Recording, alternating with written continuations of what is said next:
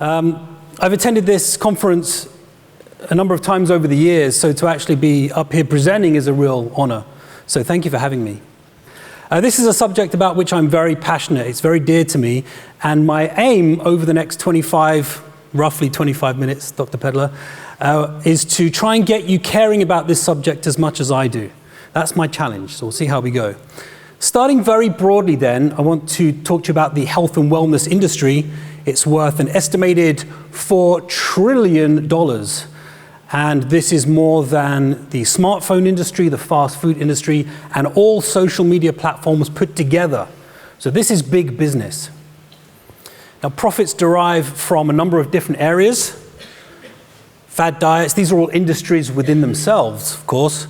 Fad diets, exercise programs, health club memberships, training equipment, supplements, and of course, CAM, or complementary and alternative medicine. Now, consider the fact that the consumer regulations that underpin the sale of these products are disturbingly lax. Okay? There is no minimum threshold of evidence that has to be surpassed in order for a new product to be put on the market and sold to consumers like you and me. Let me put that in context. Think about the processes that underpin the availability of a new drug. First, the thing has to be discovered. I'm looking up here because these screens are not working, so I'm going to have to angle my neck. First, the thing has to be discovered. There are preclinical trials. Often these are in rodent models, for example, and then there'll be clinical trials over phases 1 and 3 that will involve increasing numbers of human subjects, from a few dozen at phase 1 to potentially tens of thousands or more at phase 3. Then the data will be reviewed by the FDA or the relevant organization, and based on the strength of the evidence for safety and efficacy, the thing will become available or not. In other words, there is a minimum threshold of evidence that has to be surpassed before the drug can become available. There is no such threshold of evidence in the health and wellness industry. Manufacturers can make whatever products they want. They can make whatever claims they like. There is absolutely no obligation to science or evidence. I don't think it's an exaggeration to say that when it comes to health and wellness, this is basically the Wild West, and we're all walking, talking prey, or potential prey, to the 21st century snake oil salesman. Let me give you some examples, just in case you don't believe me quite yet. And these examples all come from marathon expos from around the world, either products and interventions that I've seen myself, or those that friends and colleagues have seen and have sent me links at 2 a.m. in the middle of the night. So let's start with intravenous nutrient drips. At the LA Marathon over the last couple of years, around this in 2020, just pre-COVID, and there were lines of people queuing up for 45, 60 minutes to get a fitness drip or an energy drip or an immunity drip. If a lot of you are medics, I saw that, and you'll be familiar with these. These are obviously banana bags of nutrients that go in an antecubital vein in the forearm. And these things have been endorsed by celebrities, including Madonna, Gwyneth Paltrow, of course, Justin Bieber, Rihanna, and among others. Now, there are some scenarios where an intravenous nutrient drip might actually be necessary. For example, if somebody has some kind of extreme nutrient deficiency, if there is a malabsorption issue due to, for instance, bariatric surgery. Of course, after some kind of endurance race, an athlete might be extremely dehydrated, or there might be an electrolyte imbalance, and in some instances, they might need an IV drip. But in all of these cases, the drip is administered by a qualified medical professional based on predetermined clinical criteria. None of these things apply in the commercial setting. Now, there's absolutely no evidence underpinning the efficacy or the usefulness of these intravenous nutrient drips in the commercial space, but we can consider the plausibility based on the ingredients that are usually included. So here I've listed 4 different intravenous drips from one particular manufacturer. Got the fitness drip, detox, immunity, and energy drip. So you can see the ingredients listed in white. These are common to all 4 of the drips. And because they're common to all 4 of the drips, we can deduce that they serve no specific purpose, right? So these are just B vitamins, potassium, calcium, bicarbonate, sodium chloride. The so-called active ingredients are the ones listed in color at the bottom. So for the fitness drip, we have L-carnitine, so 1 gram of L-carnitine. Let's start with that. Decades of research has shown that supplementing with L-carnitine does really nothing for the body. It's usually sold as a fat-burning supplement, but it doesn't increase the body's ability to oxidize fat at all, unless it's under very specific circumstances, which are not relevant in this case. We've got glutamine in 1.5 grams, and this is, of course, an amino acid. You get approximately 3 times that amount of glutamine from a typical chicken breast. Okay, so just to put that in context. Neither of these things contribute to improving fitness. I actually contacted the manufacturer and asked them this specific question: what do the active ingredients do here? And I was told, quote, that L-carnitine activates the metabolism. No, it does not activate the metabolism, nor does activating the metabolism, whatever that really means, necessarily make anybody fit. We've got the detox drip. All I'm going to say about that is it's completely erroneous. There's no such thing as a detox. Our body is pretty good at detoxing us on a daily basis. We have evolutionarily derived machineries called the liver and the kidneys that do a pretty good job of detoxing your bodies. And only in extreme cases of, drug intoxication or poison would the term detox actually have any clinical meaning. The immunity drip, the only active ingredient here is vitamin C, 2 grams of the stuff.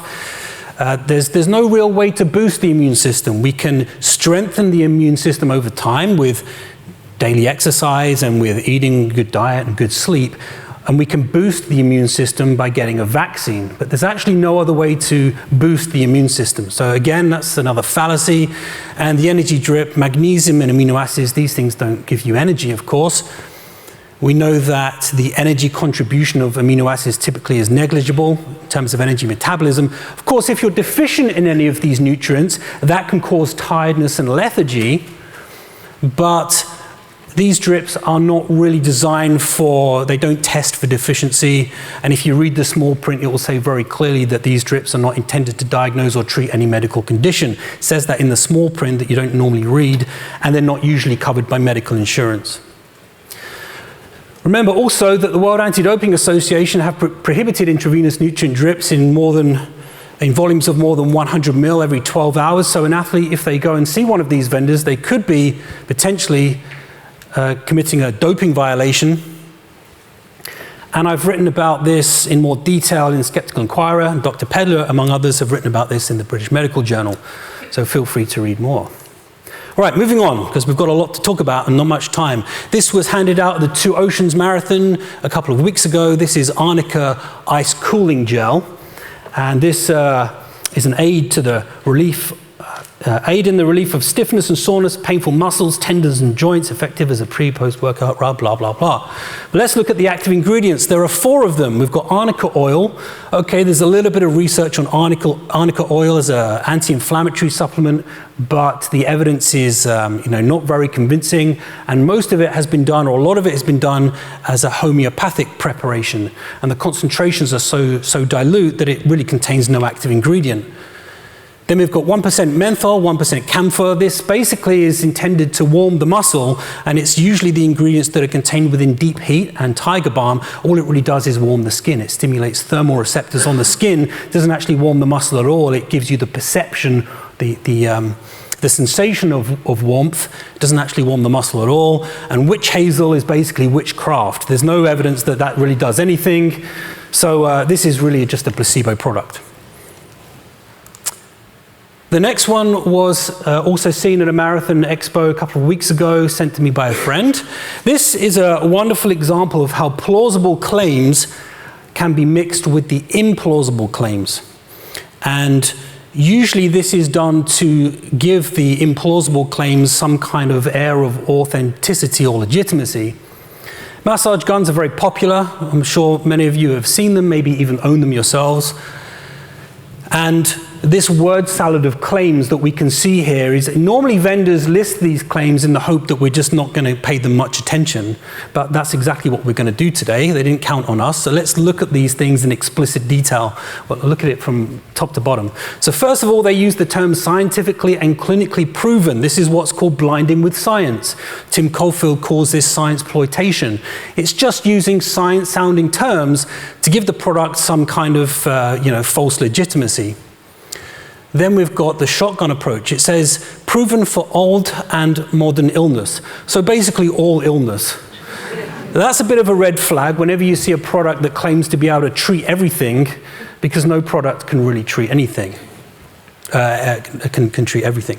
So then we've got, as I've said, conflating the plausible and the implausible claims. So if we look at the list of ailments that massage guns can be useful for, headaches, back pain, arthritis, excess fatness, diabetes, constipation, menstrual pains, high and low blood pressure, muscle pains. And the only one that's really plausible in this context is muscle pains.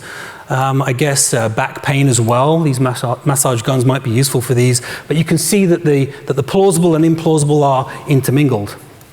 These ones I love. I don't know how a massage gun is supposed to help to treat excess fatness, not that that's a condition of any sort. Diabetes, this is brilliant. High and low blood pressure. It can't be both. It's got to be one or the other or neither, right? So that's fantastic. And then right at the bottom, you'll see here, they say best selling. This is another informal logical fallacy called the appeal to popularity, the idea that something is good or effective because it's popular. And again, that's not a logical way to think, because things can be popular without being effective or safe, as I'm sure you well know. That's a wonderful example from another Marathon Expo. And then lastly, let's go for the jugular on barefoot running shoes. An oxymoron, if ever I heard one. These things became wildly popular in about 2009, 2010, following Chris McDougall's book, Born to Run. And then there was a study from Harvard paleoanthropologist Daniel Lieberman that was published in 2010. And then you can see here, this is the number of hits from the Wikipedia page on barefoot running, and it reached an all-time high the year after the book was published. Now, the early claims surrounding barefoot running, particularly from Lieberman's study, were that it causes a change in biomechanics, causes a change in running gait, so you land more midfoot or forefoot, you land less on the heel, that reduces the impact forces through the lower limbs. These were all shown in some way in Lieberman's study. It was a preliminary study, but there were data there nonetheless. But then he predicted that would reduce injury rates. About 10 years have passed now, and we can see quite unequivocally from the literature that this isn't the case. These are 4 systematic reviews or meta-analyses from many others I could have chosen. We look at the top left first of all. They found that when you switch from cushioned running shoes to barefoot or minimalist shoes, there was actually no change in tendon stiffness, which is what was predicted by the barefoot proponents. To the bottom right, then, no evidence of foot strike benefits or no benefit to injury risk when you switch from a heel strike to a mid or forefoot strike. That was from 53 studies. Up at the top here, no evidence of injury prevention when you switch to minimalist shoes from 20 different studies. And then finally, no or limited evidence of any kind of benefit, including sports performance or injury risk, from 15 studies, more than 8,000 subjects. So we can say with a high degree of confidence that barefoot runnings don't exactly work in the way that it was intended. Unsurprisingly, this resulted in some lawsuits. This was some years ago now. Vibram, one manufacturer of barefoot running shoes. There were a number of class action lawsuits. They had to pay out about $4 million. And then they shifted their emphasis from the science-related claims, because there was no science underpinning the product, to more emotive arguments.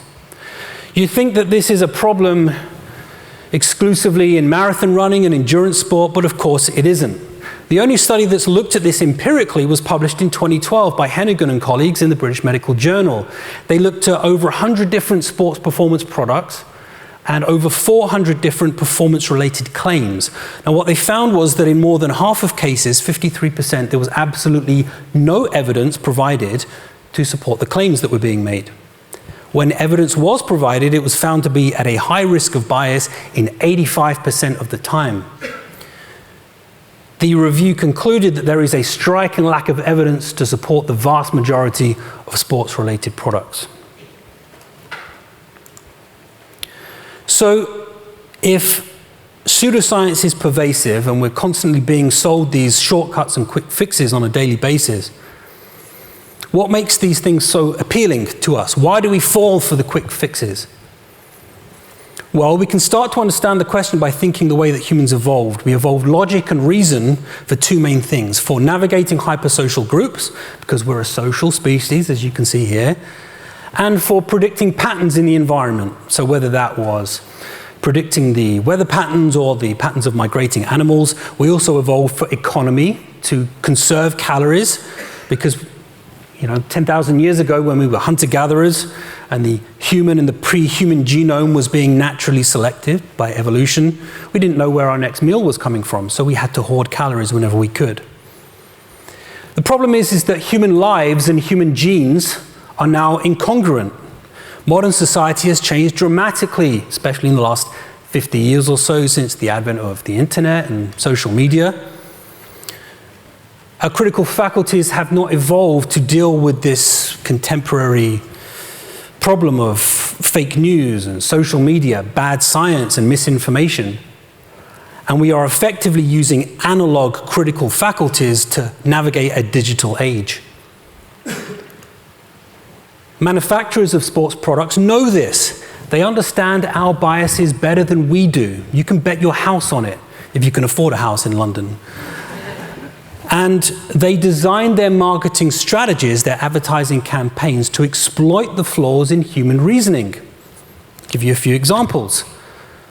So looking up here on the top left, lots of products now are advertised as being 100% natural or containing all natural ingredients. This is another fallacy, another bias called the appeal to nature, the idea that something is better or more effective or better for you because it's naturally derived as opposed to something that is more synthetic. It's not necessarily the case, of course. The anti-GMO movement is sort of based on this fallacy, but pretty much all government and non-government science agencies all agree that GMOs are completely safe. But by labeling something as GMO-free, that can, in theory, facilitate sales. It could be the emotive before and after picture that we see plastered all over Instagram. We would love to see ourselves in these images. We love to think that these dramatic transformations are possible. This is why we see them so much online. And of course, we have manufacturers and advertising companies who are affiliating themselves with high-profile athletes, because in doing so, they affiliate themselves with success and beauty and strength and power. But of course, this is an appeal to authority, because just simply because an athlete is endorsing a product, again, doesn't mean that the product is effective or safe. The products have to be studied on merit alone. This is all made worse by our pervasive use of social media. For the last couple of decades, we've been trending away from reading long-form text, books, magazines, and newspapers, this kind of thing, and more towards short-form text. It's a product really of our increasingly diffuse attention spans. Young people especially get most of their news and information and entertainment from social media.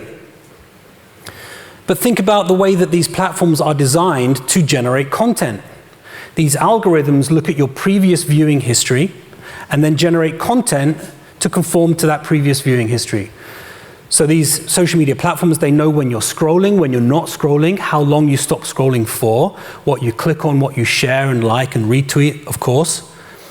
And then it will generate content to promote your continued engagement. As a result, by using social media so intensively, we are constantly curating our social media feeds, and we turn them into an echo chamber of confirmation bias where we're never exposed to two equal arguments for the same issue. And of course, the individuals with the most influence on social media are not necessarily the ones that are giving the best advice. Think about Simone Biles here with a meager 9 million followers across Instagram and Twitter, all the way up to Cristiano Ronaldo. I'm sure everyone here knows who he is. The American audience are not so familiar, so it kind of loses its impact. He has over 430 million followers across these two platforms. He is Instagram's highest earner. He earns about $45 to $50 million per year exclusively through Instagram sponsorship, which is more than double his soccer salary. And of course, there's nothing to stop these athletes from taking sponsorship for alternative therapies, so they might be promoting unproven supplements, ancient Chinese therapies like cupping. I don't know what's going on here. I'm not sure anybody really does. We can guess. Or Ronaldo here using a product that I've seen being advertised since the 1970s, electric muscle stimulators.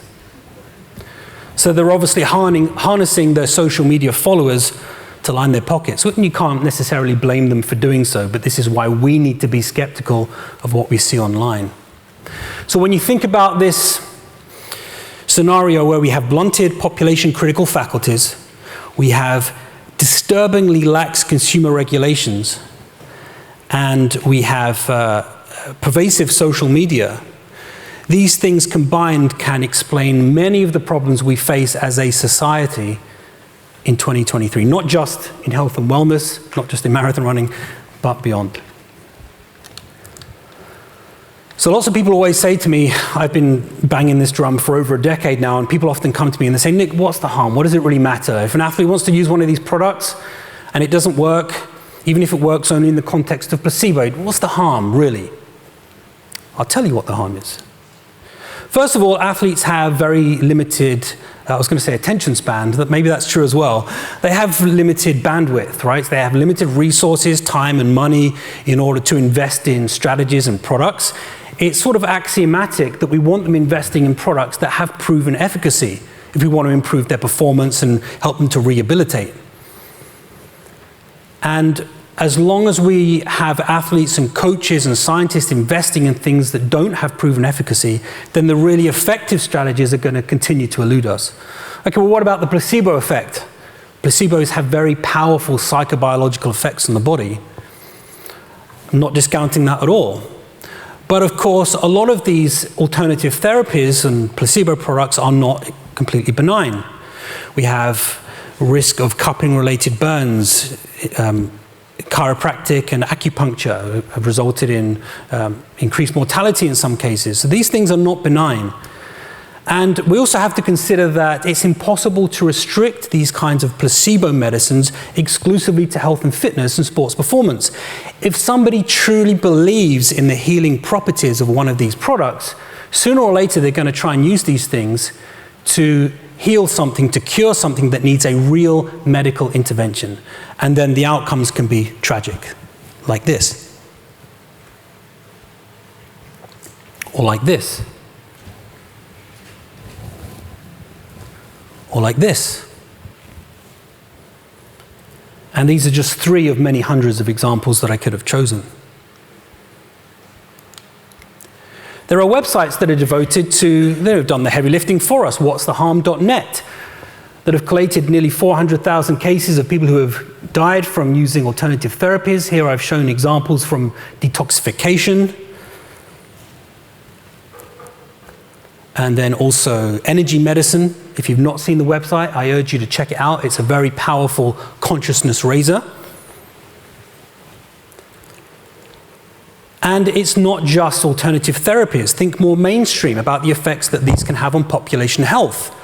So let me give you an example with regards to the weight loss industry. It's worth over $70 billion every single year. 45 million Americans follow a diet. Profits are at an all-time high. But you know what else is at an all-time high? Obesity rates. These have been trending upwards since the 1970s. In the next decade, this is predicted to be 50% of Americans. 1 in 2 people will be not overweight, but clinically obese. And Europeans are not too far behind. So how can profits from the weight loss industry and obesity rates both be at an all-time high? The answer is that there's a disconnect between the two. And what we're spending our money on when it comes to weight loss are ineffective fad diets and ineffective supplements. These things do not teach people how to lose weight in a long-term sustainable way. So what we see online are these dramatic before and after images of somebody following some kind of fad diet, they lose a lot of weight because there's some kind of calorie restriction. But because these diets don't teach people how to eat in a healthy, long-term, sustainable way, studies of 1 to 2 year follow-up show that they regain most of the weight that they lost. In a third of cases, they put on more weight than they originally lost. They bounce from one fad diet to the next. This is a phenomenon so pervasive, it has its own term, yo-yo dieting or weight cycling. And this has been shown by numerous different organizations to increase the risk of cardiovascular disease, especially in women, and increase the risk of psychopathology, binge eating, life dissatisfaction, depression, so forth. So this is one example of how pseudoscience can affect population health. Okay, I'm running out of time, so we need to think about closing things. I've painted a fairly bleak picture here, but there is room to be optimistic because there's an alternative to what I've just been talking about. First of all, we need to start challenging baseless claims and pseudoscience when we see it online and in the public space. If we're not going to do it, nobody's going to do it. We are the people who are the health and exercise and medical professionals. It's our job to be challenging baseless claims and pseudoscience when we see it in the public square. Corrective messaging works. We can call this debunking if you like. I don't really like the term, I think it cheapens it. But corrective messaging works provided we do it in a healthy, respectful way and we provide evidence, and the research shows that it can be very effective. I've written about this kind of thing quite a bit over the past year or so. As I said, baseless claims and pseudoscience, pervasive in health and wellness, but it doesn't have to be. So if we start working together and we rally to challenge baseless claims when we see them, then hopefully over time we can start to change the paradigm. We can reduce the emphasis on marketing and increase the emphasis on science. And of course, I think the most important thing is to get critical thinking education integrated into school, college, and university. At the moment, there is little to no emphasis on critical thinking at all. And this is a profound problem because many of the problems we face in society are due to a lack of critical faculties. Often in exercise science, which is my discipline, critical thinking is just lumped in with research methods, but actually they're independent skill sets. Research methods is designed for future producers of science, right? Whereas critical thinking, skepticism, is designed for future consumers of science. So we need to get critical thinking integrated independently into school, college, and universities, looking at some of these things that I've touched on today: logical fallacies, bias, scientific media literacy, and social media literacy. And this way we can develop graduates of tomorrow that have critical faculties or critical thinking skills ingrained, regardless of their chosen major or their chosen career path. This is fundamentally important. And we've got to rally together to try and get this done. To that end, I was very honored to be included in, I guess, a critical thinking task force that was formed at a conference for the Committee for Skeptical Inquiry that took place in Las Vegas at the end of last year. And together as a group, we are designing, and hopefully we're going to agree upon, a critical thinking curriculum that we will one day see integrated into school, college, and university education. It's a long road ahead, but this is what needs to happen. So if you found the topics discussed here of interest, please check out my website, nbtiller.com, and you can find out more about the work that I'm doing. Please reach out to me on Twitter as well, at nbtiller. It would be remiss of me if I didn't very briefly mention my book, The Skeptic's Guide to Sports Science. And again, I go into a lot more detail on the major themes of this talk. And you've seen this slide already, but the last word, of course, as always, needs to go to James the Amazing Randi, the late, great James Randi. No amount of belief makes something a fact. And this is not just relevant to marathon running, it's not just relevant to health and wellness, but it's relevant to all facets of society. It really cuts to the core of what it means to be a good thinker in today's society, and it's the very first thing that I think we need to be teaching people on their lifelong journey into critical thinking. Thank you for your attention, and enjoy the rest of the conference. Thank you.